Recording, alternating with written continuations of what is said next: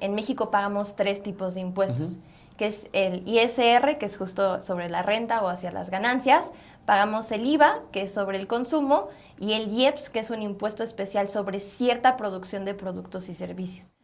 Y las personas morales tienen una tasa fija del 30%. O sea, no importa lo que ganes, vas a tener que caerle con el 30%. 30% sobre las ganancias. Siempre. Sobre las ganancias, exacto. Es un impuesto directo. La diferencia, yo creo, es que la gente está contenta de pagar impuestos porque ve a dónde se va su dinero, ¿no? Lo ven reflejado en los apoyos del gobierno, en, no sé, los permisos de maternidad, el desempleo, ¿no? Cuando necesitas un apoyo por este tipo de cosas. No es el libro común de contabilidad porque trae memes, trae referencias a la cultura pop, trae información como que súper amigable para entender todo el pago de impuestos.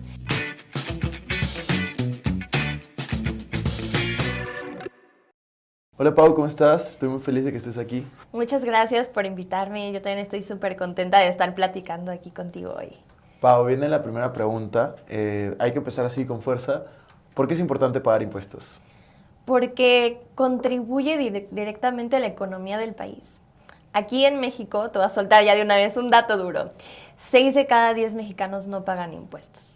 Y esto nos coloca como uno de los países donde la tasa de informalidad es más alta dentro de la OCDE, con 56.6%. Entonces, si la gente no está pagando impuestos, luego se quejan, ¿no?, de que por qué no tenemos calles bonitas, hospitales, alumbrado. Tiene que ver directamente con las personas que no están contribuyendo. ¿Cómo cada persona que paga impuestos se puede beneficiar de pagar impuestos? Claro que sí. Hay gente que piensa que solamente el pagar impuestos es que el gobierno te va a quitar dinero, pero hay muchos beneficios de estar en la formalidad. Y uno de ellos es que puedes acceder a instituciones de seguridad social, puedes acceder a Afores, que es como algo que manejamos aquí en México para el retiro, y que si no lo haces y si no empiezas a pagar impuestos desde ahorita y no te das de alta, no vas a poder tener acceso a una jubilación digna. También pues está toda la parte, ¿no?, de gozar de los beneficios de calles sin baches, de alumbrado, de hospitales públicas, escuelas públicas. Entonces, hay más beneficios de pertenecer a la formalidad que de no hacerlo. Y, por ejemplo, nosotros como emprendedores tenemos acceso a créditos, ya sea por ser jóvenes, por ser emprendedores, por ser mujeres. Hay diferentes programas del gobierno que puedes formar parte de ellos solo si estás dado de alta. A mí me parece increíble lo que dices porque en Perú también y en varios países de Latinoamérica hay un nivel muy alto de informalidad. Y a mí siempre me dicen, oye, ¿cómo puedo hacer para, por ejemplo, justo hablamos de eso, ¿no?, que ahora ya nos contarás, comprar un inmueble? Y en Perú algo que se necesita para comprar un inmueble es que tú tengas ingresos demostrables y declarados. O sea, no basta con que tengas ingresos, sino tienes que tener ingresos que estés pagando impuestos. O sea, si no, nadie te va a dar un préstamo así, o ningún banco por lo menos. ¿Cómo funciona en México? ¿En México también te piden que estés pagando impuestos para que te den préstamos con los bancos? Sí. Si quieres acceder a un crédito bancario, lo primero que te van a hacer es que compruebes ingresos, ¿no? Entonces, dependiendo ahora sí que con qué crédito tomes, te van a decir, ¿sabes qué? Necesitas X nivel de ingresos. Y para poder tener una tarjeta bancaria, pues vas a tener que estar dado de alta en el SAT. Y además de esto, también si quieres formar parte del Infonavit, que es como ahora sí que otra propuesta, no necesariamente bancaria, pero que da un apoyo que da el gobierno, necesitas estar dado de alta y estar cotizando ante un patrón para poder acceder a estos beneficios. Entonces, si no tienes un trabajo formal, que esté ahora sí que dado de alta legalmente y que te estén dando, que estés pagando impuestos por esto, no vas a poder acceder a estos beneficios. Excelente. Entonces, uno de los beneficios, si alguien quiere comenzar a invertir, es también comenzar a pagar impuestos. Solo para poner contexto, porque hay personas que pueden estar viendo esto y no son de México, ¿podrías decirnos qué es el SAT y qué es Infonavit? Sí. El SAT es el Servicio de Administración Tributaria, que es el organismo que aquí se encarga de toda la recaudación de impuestos. Entonces, ahora sí que es como el tío que viene a cobrarte la renta, entonces tú tienes que estar haciendo tus declaraciones de manera mensual y de manera anual para contribuir con este gasto público. Y en el caso del Infonavit, es el Instituto Nacional de Acceso a la Vivienda para los Trabajadores. Entonces, este organismo lo que se encarga es de ofrecer créditos a tasas mucho más bajas que los bancos, con menos requisitos. Porque saben que aquí en México, pues uno de los problemas es que la gente no puede generar historial crediticio.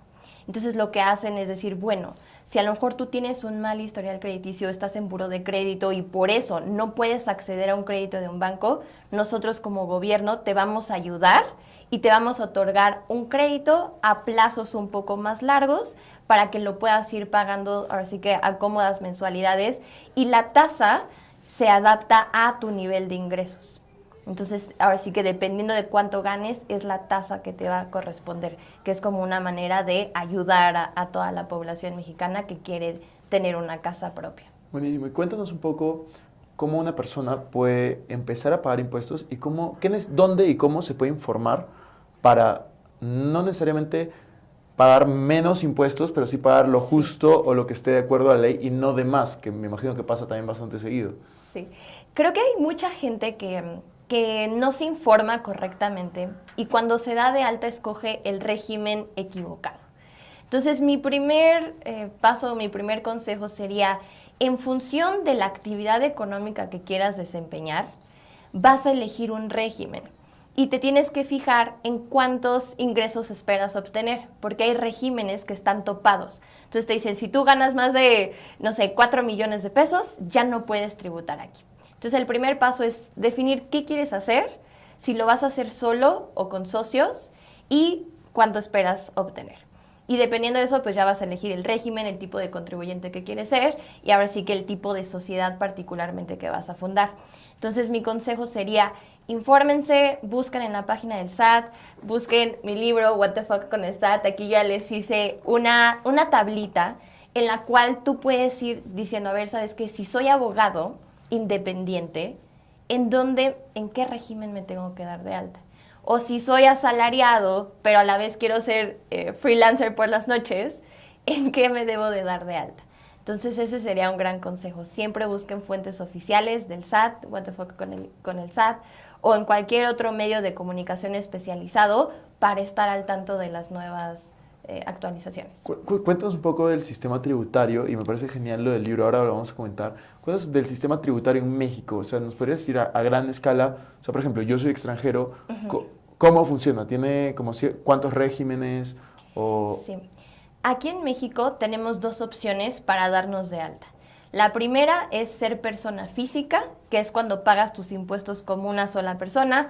Los trámites son un poquito más accesibles y en México la mayoría de los mexicanos son personas físicas. Okay. Entonces, ya que te das de alta como este tipo de contribuyente, tienes 10 regímenes, o sea, 10 opciones para poder pagar impuestos. Y ahí va pues desde ser asalariado o godín, como le decimos aquí en México. Por ejemplo, si te dedicas a la parte de bienes raíces, estarías en el de arrendamiento. Si tienes a lo mejor un Airbnb y lo pones a rentar, tienes que estar tributando en ese régimen. Si estás ganando dinero por plataformas digitales como Mercado Libre, Uber, Rappi o algo similar, hay un régimen especial que se llama plataformas digitales. Y bueno, o sea, hay infinidad de regímenes, te digo que son 10. Ajá. Y en general, digo, para las personas físicas todo es más sencillo porque pues el SAT sabe que son muchos mexicanos que luego no se nos da eso de la compu y las cosas, entonces todo es más fácil. Y para las personas morales es cuando tú pagas impuestos morales, es el otro tipo de contribuyente. Ahí es cuando tú vas a pagar impuestos como un grupo de personas. Ya vas a poder tener un socio, vas a poder escoger una razón social para tu propia empresa, que obviamente otro organismo lo tiene que avalar, pero digo, tú pides permiso y te dicen sí, está disponible, úsalo. Y ahí ya los trámites son un poquito más complicados, pero la pregunta inicial cuando te das de alta como persona moral es, ¿quiero ganar dinero o voy a hacer una fundación sin fines de lucro? Entonces, dependiendo de lo que decidas, ya están las dos opciones, ¿no? El régimen general de ley o, pues sí, algo sin fines de lucro.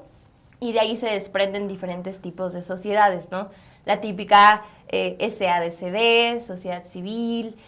Tenemos por ahí un régimen que se llama SAS, en el cual está como diseñado literalmente para emprendedores, para que puedas constituir tu empresa a costo cero desde internet y ya tienes, o sea, en menos de 5 minutos tienes constituida una empresa y no necesariamente tienes que tener socios, ¿no? Tú puedes tener el 100% de las acciones de tu empresa, entonces eso está buenísimo. Qué chévere, me parece increíble lo que comentas y debería estar en más países. Yo creo que en Perú, por ejemplo, no puedes constituir una empresa a costo cero, hasta donde ¿No? yo sé.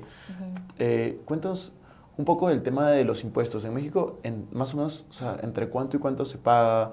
Por ejemplo, personas asalariadas, ¿entre cuánto y cuánto pagan aproximadamente? Y en caso de empresas, ¿entre cuánto y cuánto están Las tasas. Sí, las tasas por el impuesto a las ganancias, a la renta, ¿no? Sí. Justo, mira, digo, para hablar de un poquito como introducción, en México pagamos 3 tipos de impuestos, que es el ISR, que es justo sobre la renta o hacia las ganancias, pagamos el IVA, que es sobre el consumo, y el IEPS, que es un impuesto especial sobre cierta producción de productos y servicios. Okay. Por ejemplo, todas las cosas que hacen daño, ¿no? Chocolate, cerveza, tabaco, azúcar, tiene un impuesto especial en México, supuestamente para reducir su consumo. En el caso del ISR, este es el impuesto que recauda más porcentaje del dinero, ¿no? O sea, casi todo lo que pagamos se va al gobierno de ISR. Y en México, las personas físicas tienen tasas variables que van en función de cuánto ganas. Entonces puede ir desde el 1% hasta el 35%. Okay. Y las personas morales tienen una tasa fija del 30%. O sea, no importa lo que ganes, vas a tener que caerle con el 30%. 30%, sobre las ganancias. Siempre. Sobre las ganancias, exacto. Es un impuesto directo, entonces o sea, por eso es el que duele pagar más, ¿no? Porque te lo descuentan directamente de lo que ganas. Sí, en verdad está muy parecido a Perú. Perú. En Perú es muy parecido, o sea, tenemos los 3 tipos de impuestos, tenemos tasas muy parecidas. ¿El IVA en qué porcentaje está aquí? Hay diferentes tasas, la más común es del 16%, pero tenemos algunos productos exentos de IVA, productos con tasa cero, y en la frontera hay como un descuento especial para incentivar el consumo del 8%. Entonces, a ver, sí que es muy variable. ¿En Perú de cuánto es? El 17-18% me parece. Justo cambió hace unos años, pero ¿Siempre? Sí es fija. Ha bajado, por ejemplo, para restaurantes y ciertas industrias a 10%, pero siempre volvió, porque antes era 18 y no sé si ahora es 17. Y es 10% para algunas industrias para incentivarlos. Y luego el impuesto a la renta, que es el que acá... ISR. Es alrededor depende, pero es alrededor de 30% por lo general. Para todos. Ahí, bueno, no sé si existe esta división entre personas físicas y morales también. Sí, o sea, en Perú es diferente porque, por ejemplo, tú tienes 5 categorías de impuestos. Es primera, segunda, tercera, cuarta, quinta. Y cada una es para diferentes tipos de personas. Por ejemplo, quinta es para las personas que están en planilla, o sea, que les pagan, que están trabajando como asalariados, pero de manera regular, formal, quinta categoría. Cuarta categoría es para las personas que trabajan como freelance y se llama en Perú recibo por honorarios, que o sea, vas, no sé, grabas algo, un recibo por honorario. Tercera categoría es para los que tienen negocios y puede ser persona o empresa. O sea, hay como que las dos en tercera categoría, que es la más complicada para mí. Y después está primera y segunda, que son para ganancias de capital y flujos como rentas, alquileres, dividendos. Y después está la otra categoría que es para ganancias de capital, que es justamente comprar o vender cosas, carros, inmuebles. Así funciona en Perú. ¿Y es 30 sin importar en qué categoría estés? No, es 30. No, 30 es para la tercera categoría. Para primera y segunda, depende de lo que hagas, es normalmente entre 0, porque hay cosas que pagan 0%. Otras pagan 5 y de ahí hay otras que llegan hasta 30, ¿no? 30 es como el máximo, sí, normalmente.